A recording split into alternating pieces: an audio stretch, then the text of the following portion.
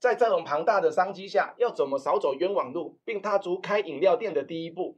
今天就用一个超简单的思考方法，来看看如何开间适合自己的饮料店吧。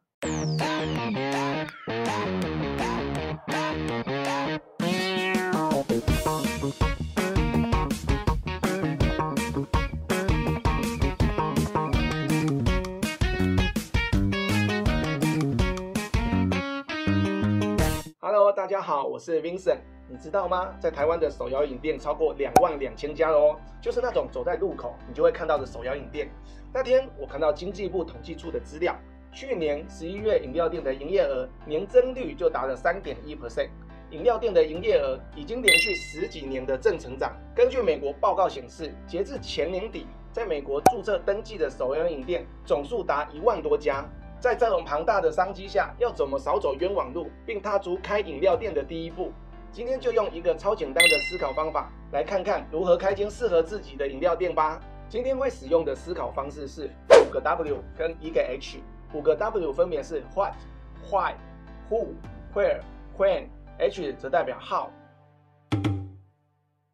开手摇饮店前，要先清楚了解想要卖的饮品的种类有哪几种。其中包含主打饮品与其他饮品。举例来说，性价比高的主打饮品通常适合学生族，主打特色鲜明的饮品较适合观光客。将饮品定位后，我们要知道如何提升产品的竞争力。除了饮品本身的口味及原物料外，饮品的呈现方式、包装设计及服务的品质也是会影响产品的竞争力哦。如果同质性的饮品附加价值越高的一方，便会让消费者越倾向购买。选择目标市场就是第二步的功课了，要先预测出是谁会来购买我们的饮品，又是为什么会来购买。已经决定好主打的饮品是什么，那么我们可以透过观察相似的产品的竞争对手，去判断喜爱这类产品的消费者轮廓为何，或区分不同目标客群，打造属于自己的忠实顾客。有人说店子选得好，赚钱没烦恼，选址在于一开始饮料店的定位在哪里。我们可以针对地区的人潮、消费力、附近饮料店的竞争力以及地区性的人口组成，来寻找合适的店面。建议多比较不同的店子，挑选最适合的位置。而顾客购买的时间点也是要考虑的因素。举例来说，顾客的消费场景多是在购物中、心情愉悦时、聚会等等，说明消费者注重体验感及精神需求。因此，饮料店的营运模式就要选择在顾客的消费场景中。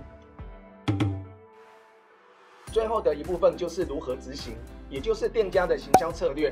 手摇饮店可以从商品服务、节日、季节、个性文化、创意面切入。在商场上，除了产品重要外，行销策略也要达到目标客群，才算是完整的。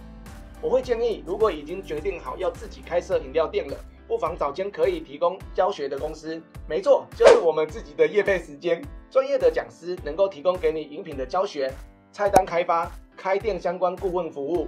现在也有线上课程的服务哦，让不同时区的学生都可以一同上课。更多的资讯可以点选下方资讯栏。